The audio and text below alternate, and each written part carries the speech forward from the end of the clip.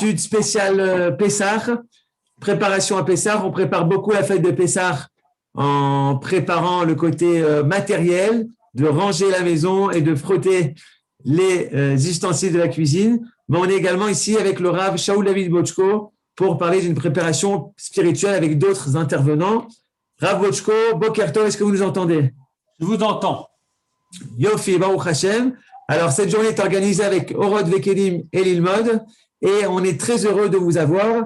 On a annoncé que c'est une question-réponse. Vous pouvez poser vos questions au Rav Bochko par chat ou même après par micro, surtout par le chat. Pour le moment, on est plus de 130 personnes à vous écouter. Je vais commencer par une question peut-être un peu personnelle avant de rentrer dans la halakha. À Pessah, on sait que la chose la plus importante, c'est la soirée du Seder. Est-ce que dans toute cette soirée du Seder, il y a une chose qui est un peu plus importante, pas au niveau de la halakha, mais au niveau de la pensée, quelque chose à laquelle il faut penser, ou un morceau de la Haggadah qui est le plus primordial? Est-ce qu'on pourrait commencer par une idée comme ça, Rav Bevakasha? Bien, je crois que ça, c'est une réponse que celui qui pose la question doit la trouver lui-même et doit trouver lui-même sa réponse. Il n'y a pas de règle générale pour tout être humain. Quel est le texte qui va me parler? Quel est le texte que je vais ressentir? Alors, je renvoie la question au questionneur en lui disant, ben, c'est à vous de voir quel est le passage qui pour vous est le plus important. Pour certains, c'est les enfants qui posent des questions. Il y en a qui n'ont pas d'enfants à table. Alors pour d'autres, ce sera plutôt le fait que la Haggadah c'est lié avec les mitzvot. Il y a d'autres qui parlent beaucoup, qui vont Eretz Israël. Et à chacun, chaque personne a sa sensibilité. Et je ne pense pas que l'on puisse imposer un sentiment plus particulier pour tout le monde. Toda Rav, il y a quand même Shoshana qui nous pose sur quoi mettre l'accent pour les enfants de la Kita Aleph, Bet, Gimel. Est-ce que vous avez quand même un conseil à nous donner? Voilà, en fait, le plus important, c'est que c'est les enfants qui posent des questions. Alors, voilà, j'ai une petite fille qui va être... attends, il faut juste l'année dernière, on a fait Pessah seul avec ma femme. C'était très bien aussi. Hein, voilà, Baruch Hashem, tout est bien. Et ben, il y a une petite fille qui va être chez moi au Seder. Ah, les grands-papas, Saba et Khanti, Arbe She'elot. Alors voilà, le plus important, c'est de préparer les enfants pour qu'ils puissent être acteurs. Afin qu'ils soient acteurs, eh bien, quitte à Aleph et Bet, ils peuvent déjà poser des questions, surtout ici en Israël, les enfants sont bien avancés. Alors, je crois que le plus important, c'est de les préparer à ce qu'eux-mêmes disent des questions, ou même disent des réponses, ou donnent une explication, c'est-à-dire les faire participer, voilà le plus important. Rav, deux questions que j'ai moi-même au sein de mon foyer. J'ai deux petites filles. Qu'est-ce qu'on fait au niveau des jouets? Est-ce qu'on doit vérifier les jouets? Parce que les enfants, ils mangent, ils se baladent dans la maison. Donc, est-ce qu'il faut vérifier tous les jouets des enfants et également les livres, que ce soit mes livres à moi, si j'ai ouvert mon livre à table et qu'il y avait du pain, ou les livres des enfants? Comment on fait pour Pessah, tout ça? Alors, vous savez, chaque famille a l'éducation qu'elle donne et pas chacun ressemble à l'autre. Alors, on va donner les principes. On se prête que les gens, ils ont les principes, eh bien, ils vont appliquer selon la vie qu'ils ont chez eux. Est-ce que c'est une maison où les enfants mangent qu'à table ou bien c'est une maison où les enfants eh bien, sont plus libres et puis tournent un petit peu partout et peuvent manger dans toutes les pièces de la maison. Alors, l'important est de savoir deux choses. Premièrement, qu'on doit rechercher du chametz là où il risque d'en avoir. Là où il ne risque pas d'avoir du chametz, on n'a pas besoin de chercher. C'est ce que dit la Mishnah, Makom, she'en machnisim bo chametz, en tsarir bedika. Alors, maintenant, deuxièmement, le chametz que l'on cherche. Qu'est-ce que l'on cherche? Eh bien, on cherche du chametz qui est mangeable. On ne cherche pas des miettes.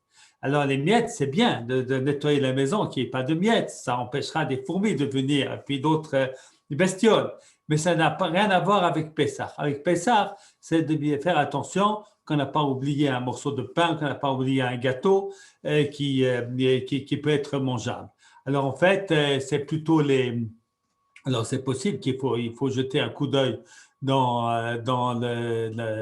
l'armoire à jouets, mais ce n'est pas nécessaire de regarder s'il n'y a pas là-dedans, on n'a pas oublié, je ne sais pas, un gâteau, mais tout vider pour sortir des miettes, ça, ce n'est pas nécessaire. Ça, c'est une khoubra. Celui qui veut est bienvenu, non, mais ce n'est pas obligatoire. La même chose pour les livres. Maximum, ce qu'il peut y avoir dans un livre, c'est une miette. Une miette, ce n'est pas mangeable, et une miette, c'est pas mangeable, donc on n'est pas ouvert baliré et balimatsé, donc on n'a pas besoin de rechercher les miettes. Rechercher les miettes, c'est un travail très, très, très fatigant, et on risque de pas d'arriver à Pessah exténué et de ne pas pouvoir faire la fête comme il se doit. Alors, on doit chercher, en résumé, on doit chercher le chametz là où il y a des possibilités qu'il se trouve, et on doit chercher du vrai chametz, pas des miettes. Merci Rav. Encore une autre question un petit peu sur ce thème. Quand on a des enfants, on a des chaises qui sont faites parfois en bois ou en plastique, et les enfants justement mettent la nourriture sur le plat, sur la chaise. Ils n'ont pas d'assiette. Qu'est-ce qu'on fait par exemple si j'ai une chaise de bébé en bois ou une chaise de bébé en plastique? Est-ce que je peux l'utiliser pendant Pessah? Alors, si l'on met de la nourriture chaude sur ce plastique pendant l'année et qu'on met donc du chametz chaud, par exemple, on met des pâtes très bouillantes directement sur cet endroit-là, eh bien, on ne peut pas l'utiliser à Pessah sans le faire à Gala, cet endroit-là. Si à Pessah, on va aussi mettre de la nourriture chaude directement. Si ce que l'on met, ce n'est pas de la nourriture chaude et bouillante, c'est plutôt un morceau de pain ou des choses comme ça, alors il suffit de nettoyer. Pour le plastique et le bois, la Gala fonctionne? Tout à fait. Non, quelqu'un pour la question, seulement des questions d'Alacha. Non, on peut poser des questions et d'Alacha et de Marshava. Tout est. Voilà, Joël. Voilà. David, tu veux prendre la parole pour une autre question? Shalom Arav, on a plusieurs questions qu'on reçoit. Par rapport au fait que Pessah rentre Motzei Shabbat, comment on fait avec le Shabbat d'avant par rapport à la challah du Shabbat, par rapport aux casseroles et aux kelim qu'on a utilisés pendant Shabbat? Alors, il y a beaucoup de possibilités. Moi, je vais vous donner la plus simple. La plus simple, c'est d'avoir que toute la vaisselle soit vaisselle de Pessah et de manger à Shabbat, du manger kasher le Pessah. Ah, il faut faire motzi. Eh bien, on fait motzi sur un morceau de pain sans que ça soit, sans salir les ustensiles. Avec une autre possibilité, c'est de manger de la matzah ashira. La matzah ashira, alors le problème qu'il y a, c'est que certains disent que la matzah ashira, on peut faire motzi que si on mange une grande quantité. Alors en fait, le Magen Avraham et l'Igrot Moshe disent que lorsque on fait un repas qui est basé sur ce qui s'appelle pataba bikisnid, on va dire aujourd'hui de matzah ashira, on peut faire motzi même si on mange une quantité normale. Et comme ça serait le seul pain qu'il y a ce Shabbat-là, eh bien, moi je considère que même ceux qui ne suivent pas cet avis toute l'année peuvent le suivre. Alors là, ça rend la chose très facile. Tout est kasher le Pessah et on mange de la matzah ashira. Et nos frères des Ashkenazim, il faut manger le deuxième repas de matzah ashira avant 10h30, je crois, à peu près l'heure qui est donnée, puisque les Ashkenazim ne mangent pas de matzah ashira pendant Pessah. Maintenant, il va en rester, et le reste, c'est pas grave. La matzah ashira, même pour nos frères des Ashkenazim, c'est pas du chametz. On le met de côté dans l'armoire et on terminera ça après Pessah si on aime. Voilà, c'est un petit peu de goût de gâteau. Voilà, voilà. Donc, deux possibilités, soit prendre une de challah et puis voilà. Maintenant, de cuire dans les casseroles chametz, ça va être un travail énorme. Motzei Shabbat, il va falloir nettoyer, ranger. Ouais, c'est trop compliqué. Donc, mon conseil, c'est que tout soit kasher le Pessah sauf la petite challah qu'on va manger les 2 premiers repas. Ou bien matzah ashira, c'est ce que je conseille parce que en fait, voilà, on dit que dans le fait de manger matzah ashira, c'est un problème parce qu'il faudra manger beaucoup selon certains décisionnaires.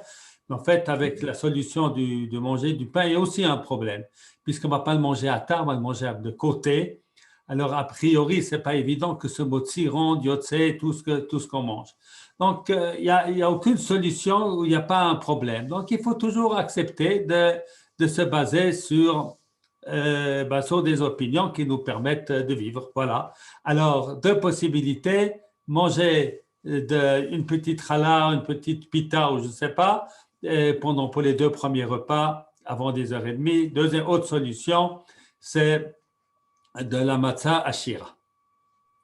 Une autre question qu'on nous pose, est-ce que la poudre de lait pour les bébés qui est kitniot, mais la famille ashkénaze ne mange pas de kitniot, est-ce qu'ils peuvent pour le bébé lui donner des kitniot? Oui, les bébés n'ont pas besoin de faire la khumra de kitniot. Ayons pitié de nos bébés qui puissent manger normalement. Les kitniot, c'est très clair, ce n'est pas du chametz. C'est un minag. Et là, par conséquent, les cholim, les malades, les personnes âgées, etc., on a le droit d'en consommer s'ils en ont besoin.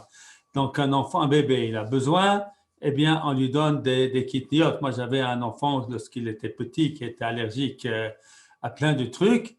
Et alors, on lui donnait, on lui a fait du riz pendant Pessah parce qu'il ne peut pas manger gros-chose d'autre toute l'année. Voilà. Toda Rav, je rappelle à tout le monde qu'on attend vos questions ici maintenant sur le chat. Ça peut être des questions de halakha ou de pensée. Surtout, on a encore près de 40 minutes avec Laura Bochko. Et Rav, on veut vous poser la question justement à propos de Dayenu. Cette chanson qu'on chante Dayenu, elle a beaucoup de problématiques. Par exemple, on serait arrivé au Mont Sinaï, on n'aurait pas reçu la Torah. On aurait reçu la Torah, on ne serait pas allé en Israël. Quel est le sens, nous demande, de ce Dayenu qu'on va chanter le soir de Pessah? C'est une question très importante. La réponse est très simple. C'est de savoir apprécier chaque étape. Alors, imaginez-vous ceux qui étaient en Égypte et puis qui tout d'un coup sont sortis d'Égypte. Oui, extraordinaire. Après, quand on est arrivé en Eretz Israël, on se dit, ouais, la sortie d'Égypte, ça n'est pas arrivé en Eretz Israël, à quoi ça sert? Non? Alors, vous savez, c'est comme aujourd'hui, on a passé des étapes de délivrance depuis 100 ans.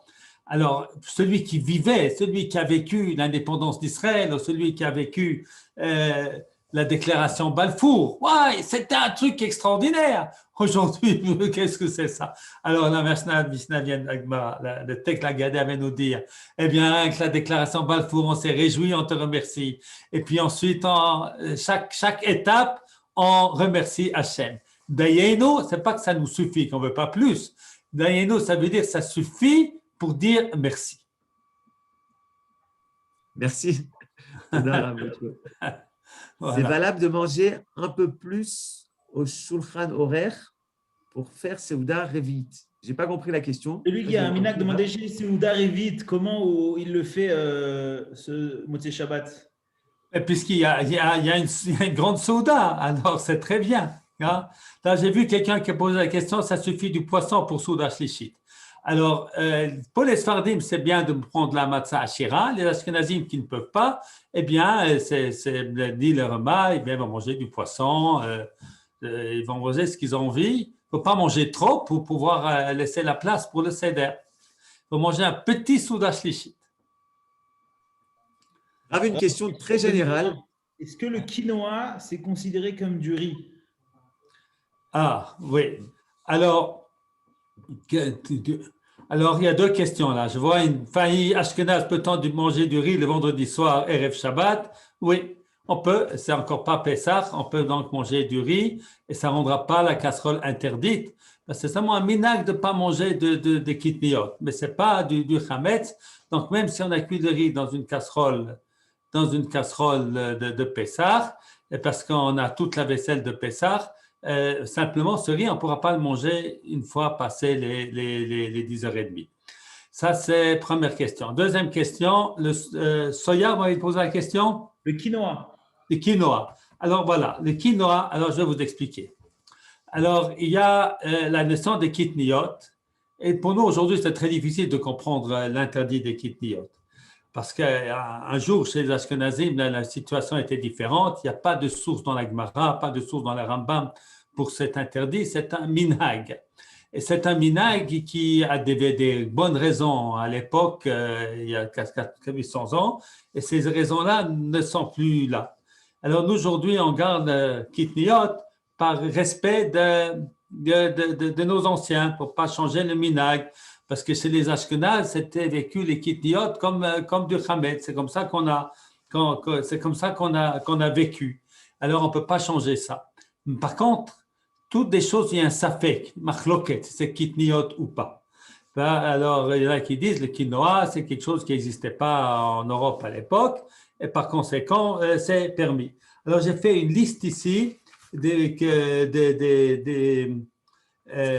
comment on appelle ça, des kitniyot sur lesquels qui a un safek, et comme il y a un safek, on peut les manger. J'ai fait anis, botnim, ce sont des cacahuètes, garine avatiach, des graines de avatiach, de pastèque, et garine dalat, des graines de dalat, en français, de courge, garine chamaniot, des graines de tournesol, kousbar, courcum, koutna, soya, fistouk, kimel, ketzar, quinoa. Voilà, donc quinoa, je l'ai dans ma liste.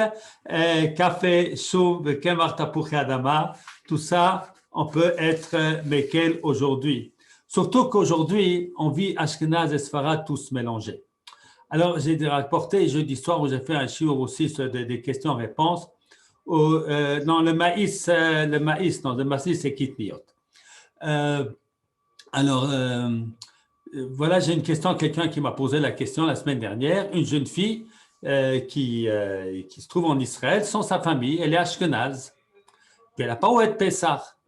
Et puis il y a une famille séfarade qui l'a invitée pour tout Pessah. Elle pose la question, est-ce que je peux manger chez eux? Ils mangent des kitniyot, des séfarades, ils mangent des kitniyot.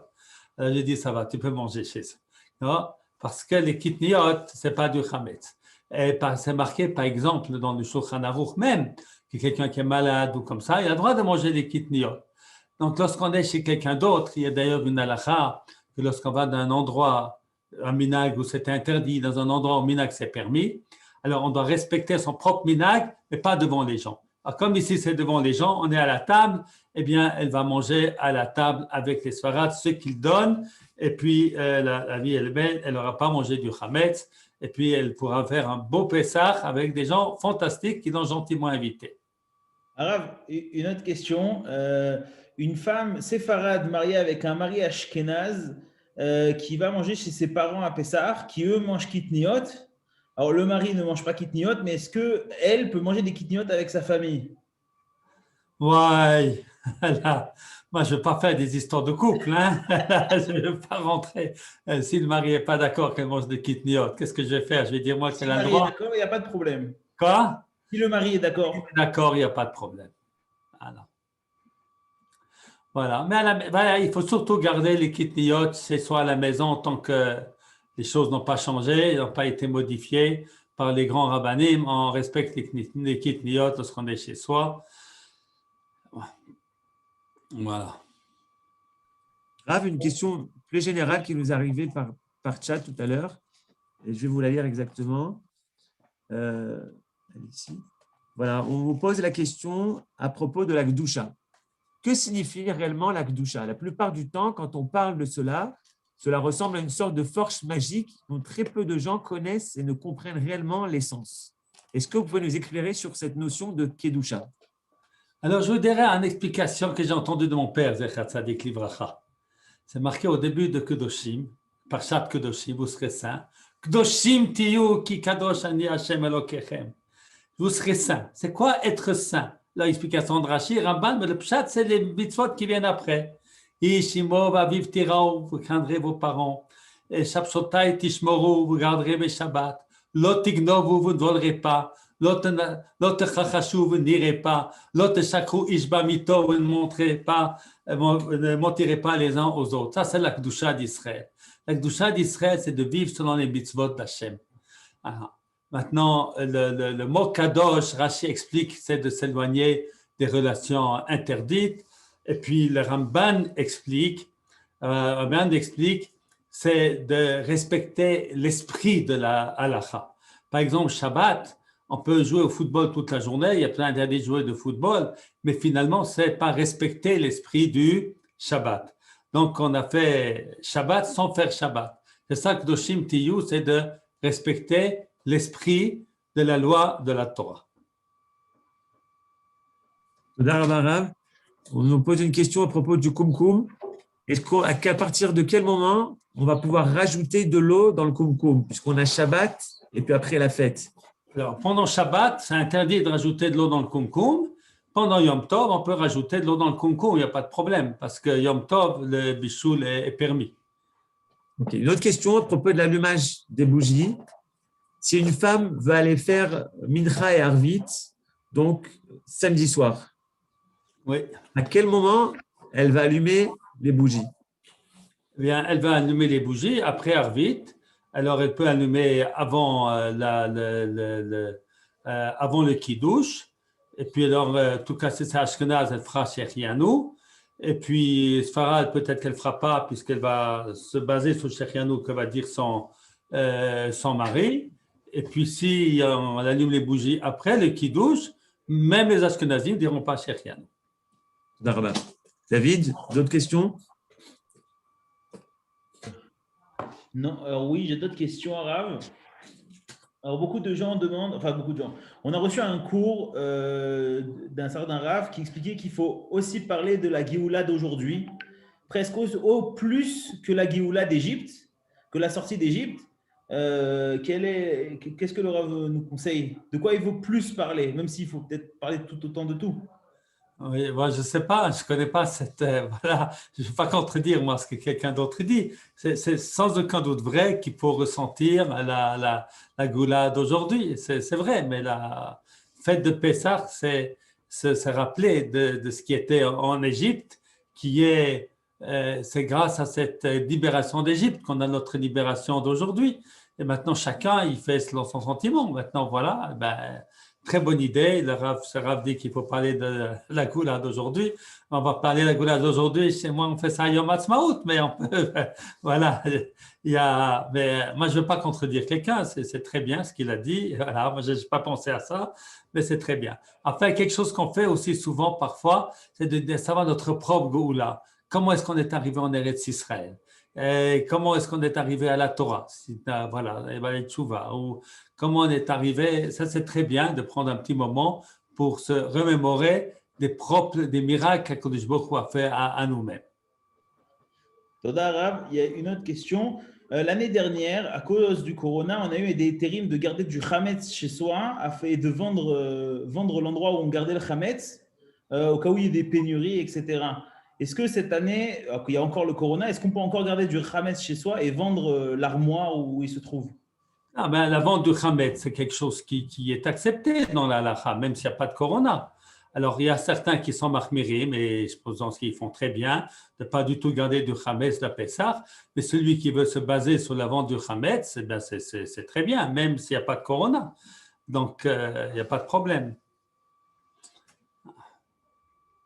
Est-ce qu'un produit cosmétique n'ayant pas la mention Kasher les Pessah, parce que ce n'est pas un produit israélien, peut être gardé pendant Pessah?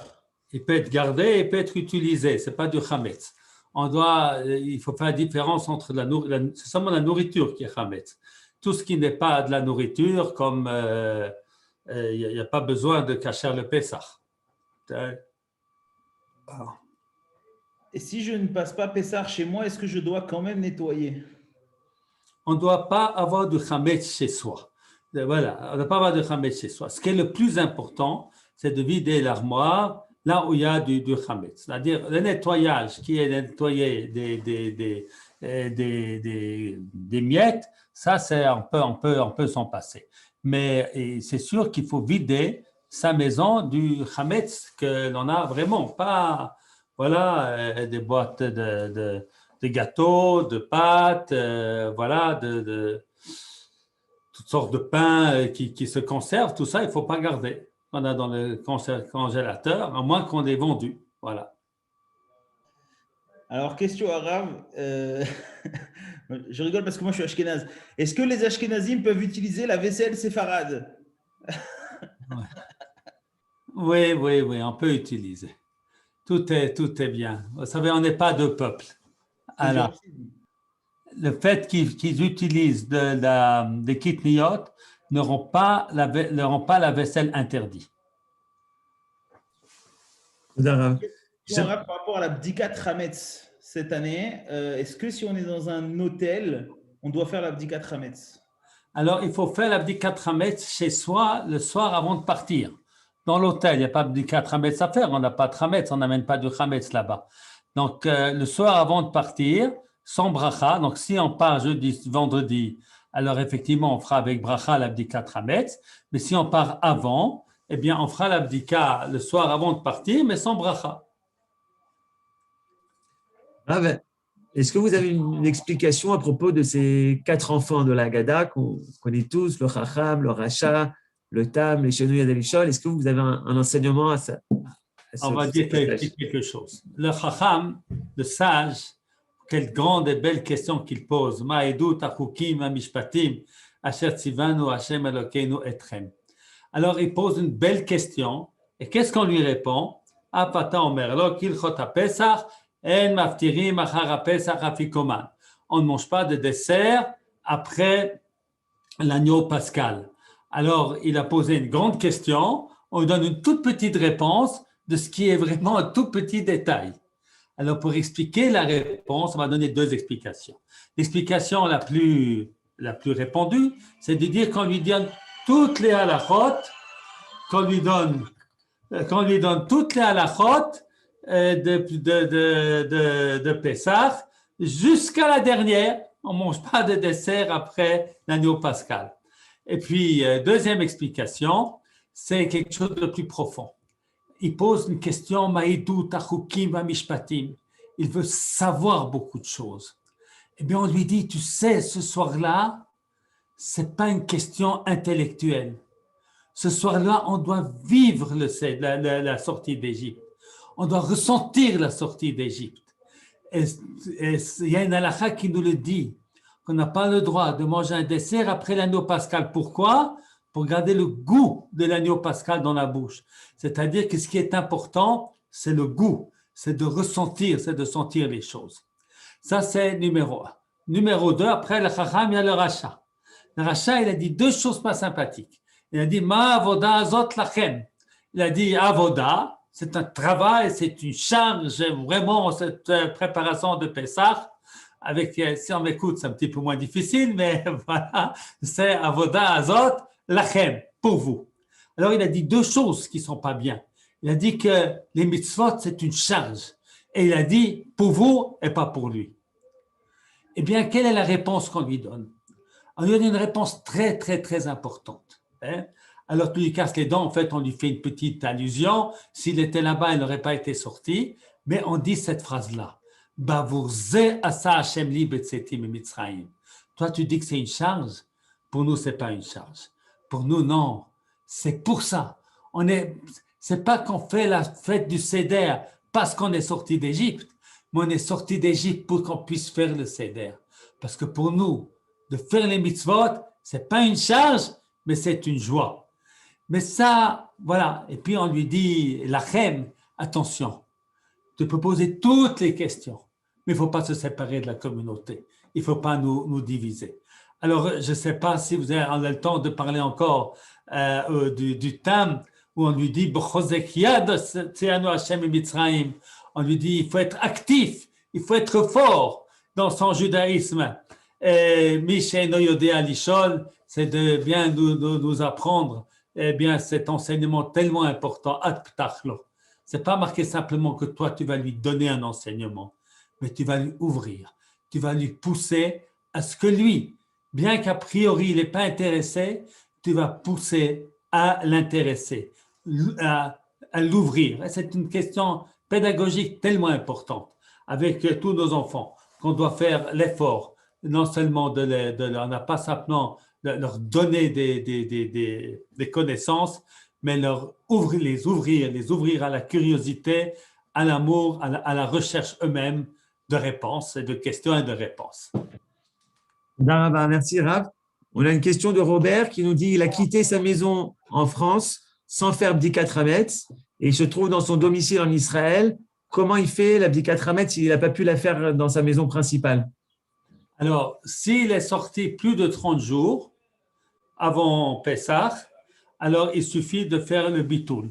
Si c'est moins de 30 jours et qu'il n'y a personne qui a vraiment du Hametz chez lui à la maison, alors il faut qu'il le vende.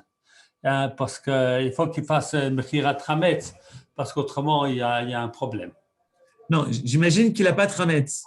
La question, c'est la Bdikat Hametz. Il a fait en Israël et c'est bon pour son autre domicile? Il a fait ici, en Israël, là où il habite. Alors, il mange de Hametz en Israël, alors il fait de la Bdikat Hametz, là où il habite. Est-ce qu'il doit demander en France à quelqu'un d'aller dans son domicile et de faire Bdikat Hametz en plus pour lui? C'est-à-dire, s'il n'y a pas du vrai Hametz, ce n'est pas nécessaire. S'il y a du Hametz, oui, il faut ôter ce Hametz. Il faut ôter ce Hametz ou le vendre. Toda Rabba. Et David? Question de Myriam, des boîtes de champignons où cela n'est pas marqué Kasher les Pessah doit être vendu ou jeté? Alors, jeter certainement pas. Est-ce qu'on peut les utiliser à Pessah ou pas? Il faudrait voir quelle est la composition. Si c'est juste des champignons avec de l'eau et du sel, il n'y a pas de problème. On peut même les manger à Pessah. C'est-à-dire, voilà, il n'y a pas… les choses industrielles, c'est plus compliqué parce qu'on ne sait pas très bien ce qu'il y a dedans. Mais si on sait ce qu'il y a dedans, si c'est des champignons sans rien d'autre, eh bien, on a le droit de les consommer, même si ce n'est pas marqué Kasher le Pessah. Alors, vous avez dit jeter certainement pas. Est-ce que vous pouvez… on n'a pas le droit de jeter de la nourriture Hametz, même avant pour Pessah. Non, c'est Hametz. Bien sûr qu'on a le droit de jeter, mais ce n'est pas Hametz, les champignons. C'est pour ça que les champignons, c'est Baltashrit. Mais le Hametz, on n'a pas le droit de l'avoir. Alors, il n'y a pas de Baltashrit. Il n'y a pas d'interdiction. Là, c'est important de parler de ce Baltashrit. Vous savez, la Torah nous a interdit de jeter des choses qui peuvent être utilisables. Alors, en fait, toutes ces recherches dans notre univers, où on fait beaucoup de dégâts, où on jette des bouteilles, etc., c'est sans aucun doute une mitzvah de mettre tous les emballages dans le mirzo. Comment on dit en français le mirzo? Le reconditionnement, le recyclage. Voilà, dans le recyclage, etc. Et puis d'utiliser les mêmes sacs en plastique chaque fois qu'on va dans le magasin pour pas faire un dégât. On ne doit pas nous a donné un univers magnifique et puis on est en train de le détruire. Donc, il faut faire le maximum pour le respecter. Donc, jeter de la nourriture lorsqu'elle peut être utilisée, non, ça, il ne faut pas. Ça, c'est Baltashrit. Voilà, donc… si on a peur, on le vend. Ce n'est pas du Hametz, mais voilà, il n'y a pas de problème. Il y a des associations qui récupèrent ce Hametz-là, pour ceux qui sont intéressés. Oui, c'est très, très bien. Grande mitzvah. Alors, est-ce qu'une fille a le droit de faire le jeûne des premiers-nés? Elle a le droit de jeûner, c'est l'envie. Maintenant, il n'y a pas d'obligation. L'obligation, il y a une opinion comme ça. Mais la halakha, dans le Shulchan Aruch, c'est que les garçons. Voilà. J'aimerais revenir un petit peu. Siyum Masechet pour éviter de jeûner. Comment? Elle demande si elle peut prendre part à un Siyum Masechet pour éviter de jeûner. Il n'y a pas besoin de jeûner. Maintenant, si elle veut un Siyum de Sechet, il y a peut-être quelqu'un qui l'organise en Zoom. Si vous avez besoin, vous me demandez, je ferai un Siyum de Sechet en Zoom pour des gens qui sont des premiers-nés et puis qui ont besoin. Je suis d'accord de faire, pas de problème. Alors, on a entendu que cette année, il n'y avait peut-être même pas besoin parce que comme le jeûne avait été avancé, alors il y en a certains qui disent… Il y a deux opinions dans le Shulchan Aruch. Il y en a qui disent qu'on n'a pas du tout besoin de jeûner, il y en a qui disent qu'on a besoin de jeûner quand même. Alors, voilà, donc il y a les deux opinions existent. A priori, on dit plutôt qu'il faut jeûner, mais dès qu'on ne peut pas, que c'est difficile, c'est beaucoup plus facile de l'annuler. Et puis, encore une fois, si vous avez besoin, Johan, qu'on organise la veille de Pessah un Siyum en Zoom pour les gens qui sont loin et qui auraient besoin, eh ben, je peux vous le faire. Alors, ça y est, c'est bon. C'est d'accord. Il n'y a pas de problème. Rav, une autre question Où qu'on par rapport à la soit. Gada. Oui, Par rapport à la Gada, je reviens un petit peu à ma question du début. On a beaucoup de mitzvot.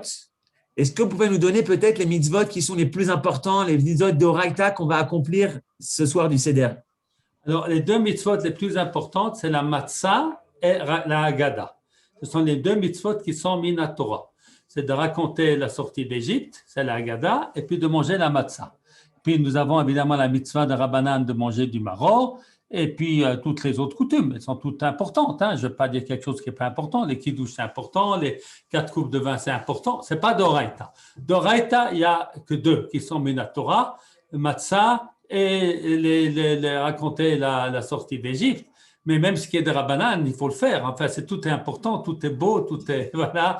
Il faut s'accouder, il faut tout est Quelqu'un bien. qui a du mal à manger autant de matzah, tout ce qu'il faut. Combien il faut exactement manger de matzah et quelqu'un qui a du mal, qui a des difficultés intestinales ou qui ne peuvent pas pour des raisons médicales. Voilà. Alors, ce qu'on doit, voilà, vous voyez ici, il y a une matzah. Une matzah générale. Alors, on doit manger un kezaït. Voilà le minimum de ce qu'on doit manger. En tout, en général, on en mange 4. On doit manger un kezaït. Combien c'est un kezaït? Un kezaït, c'est 27 millilitres. Alors, dans une matzah comme celle-ci, un kezaït, c'est un tiers de matzah. C'est parce que le poids volumique de la farine, il est à peu près un tiers. Il est 0,3 ou quelque chose comme ça, le 3,4. Alors, entre un tiers et une demi-matzah, on a mangé le kezaït. C'est pas beaucoup et c'est tout à fait possible. Alors, en fait, il y a 4 kezaït qu'on doit manger la soirée du Seder. Et donc, le premier kezaït, il y en a 2 au début du Seder. C'est un pour la mitzvah de Yom Tov et l'autre pour la mitzvah de la matzah. Celui de la matzah doit être de la matzah shmura si possible. Et donc, et puis ensuite, pour le korech, le matzah avec le maror, et puis la matzah de la fikoman. Voilà les 4. Celui qui ne peut pas manger 4, il en mange 1. Voilà. Donc, le 1, c'est un tiers de matzah, entre un tiers et une demi-matzah comme celle-ci. On a accompli la mitzvah, ce n'est pas énorme. Et si on doit manger tous les 4, c'est une matzah et demi. Voilà. Combien il faut boire à Rav, on demande? Comment? Et combien il faut boire au minimum? רק רגע, אני אחזור אליך, אני בשיעור. Encore une fois la question, je n'ai pas entendu. On demande combien il faut boire au minimum ou au maximum. Voilà. Alors le maximum, il ne faut pas devenir... voilà. Vous avez ici un verre. Voilà. Est-ce qu'on voit le trait? Oui. À cette hauteur-là?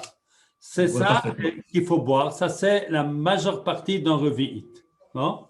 Pour le dernier verre, si on doit refaire bracha charona, il faut boire un verre, un revi'it entier. C'est jusque-là. Voilà. Voilà. Ou dans un petit truc comme ça, c'est 44 samak. Hein, c'est 44 cm3. C'est ça. Voilà. C'est pas, vraiment, c'est pas énorme. Donc, vous voyez, 4 fois ça. Attends, celui qui ne peut pas, parce qu'il ne peut pas, il ne peut pas. Non, mais vous savez, si on fait ce qu'il faut, ce n'est pas beaucoup. Et est-ce qu'il faut préférer le vin au jus de raisin? Moi, je bois du jus de raisin. Parce que si je bois du vin, je m'endors. Alors, je ne fais plus les mitzvot. D'accord? Alors, on dit que le vin, c'est mieux. En tout cas, moi, je prends du jus de raisin. Là, je prends à Kiddush, toujours du jus de raisin. Et juste à Purim, comme on doit boire du vin, on doit avoir la halakha, c'est de boire un peu plus que d'habitude. Alors, je bois comme ça un petit peu de vin. Voilà, comme ça. Rav, est-ce que pour une femme, elle peut ne pas boire du vin? Est-ce que c'est bien pour une femme qu'elle boive du vin ou pas? Non, il n'y a pas de différence entre les hommes et les femmes pour les mitzvot du Seder. Quand elle peut boire un petit peu de vin, il n'y a pas de problème. C'est de s'enivrer, il ne faut pas. Mais même les hommes aussi, il ne faut pas qu'ils s'enivrent. Hein. Il faut rester sobre. Est-ce que c'est forcément du vin rouge? Est-ce qu'on peut faire du vin blanc ou du rosé? On peut prendre certainement du rosé et du rouge, et puis le blanc, s'il est meilleur, on peut le prendre aussi.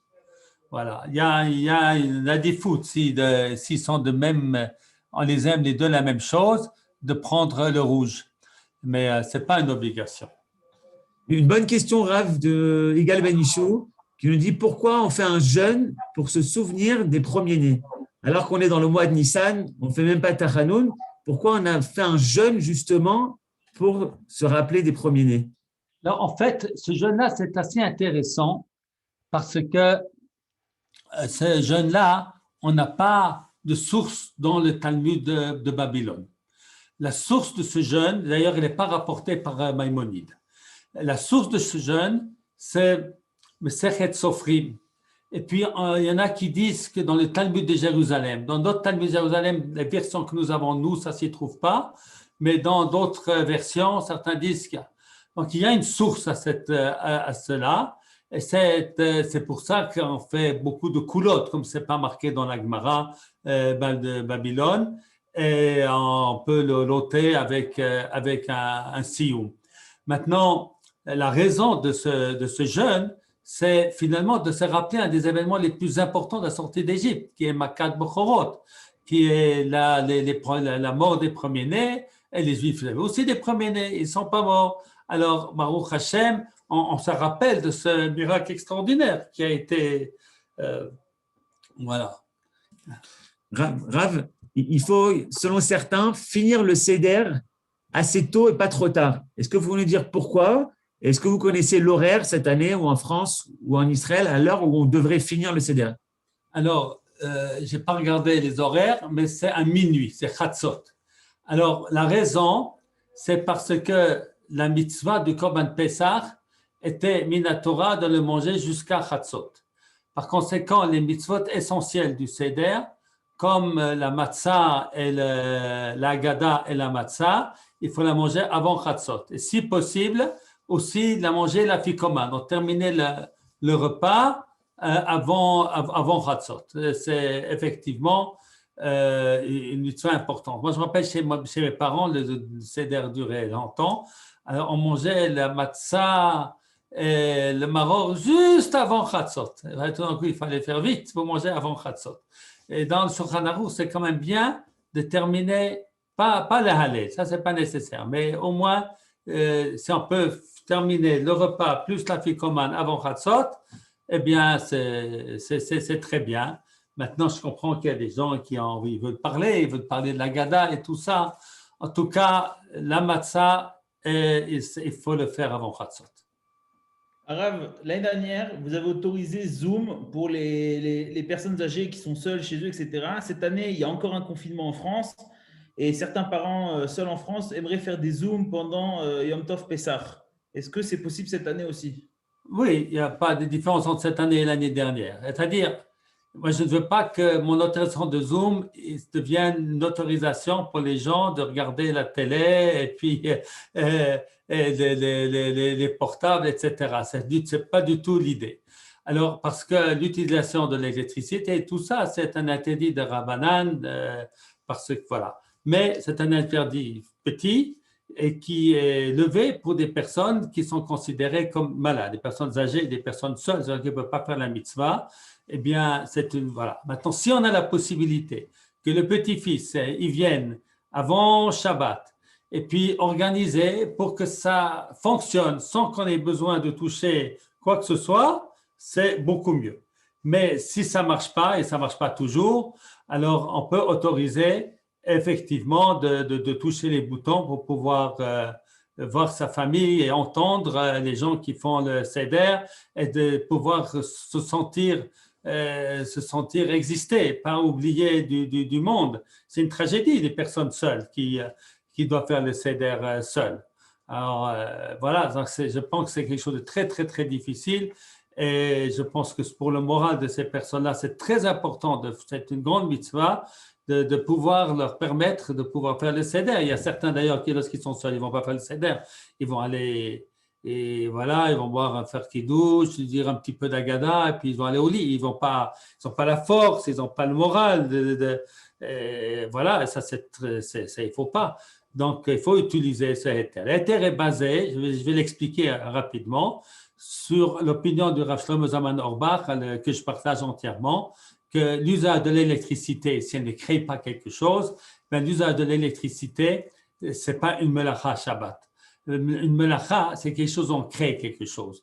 Par exemple, dans quelque chose qui fait ouvrir une porte ou fermer une porte, eh bien, voilà. Alors, le téléphone, donc il dit le Rav Shlomo Zalman Auerbach, en principe, dans le téléphone, il n'y a pas d'interdit, c'est l'utilisation de quelque chose et ce n'est pas la création de quelque chose. Voilà. Alors, comme il y en a des gens qui ne sont pas d'accord avec lui, on n'utilise pas ces héters, sauf s'il y a un cas de nécessité. Maintenant, par exemple, ce héter est très important pour les gens qui voyagent et qui sont dans des hôtels, Shabbat, tout électrique. Alors, il doit vous pouvoir ouvrir la porte et des gens qui ont les codes à la maison, ils ne peuvent pas sortir de la maison tous les Shabbats. Ou bien ce qu'ils font certains, c'est qu'ils cassent les portes et ça fait un très grand chilul Hashem. Donc, tout ça, dans ce cas-là, on utilise le héter et puis on le fait avec un chinouille pour se rappeler qu'il ne faut le faire qu'en cas de nécessité. Un chinouille, c'est par exemple de le faire avec le petit doigt ou comme ça. Voilà. Toda Rabba Rav, on va bientôt terminer. 2 dernières questions rapides à propos de l'alimentation à Pessah.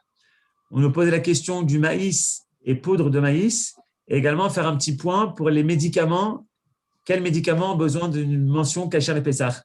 Bon, la plupart des médicaments, 95 ou 98% des médicaments n'ont pas besoin de mention kasher le Pessah.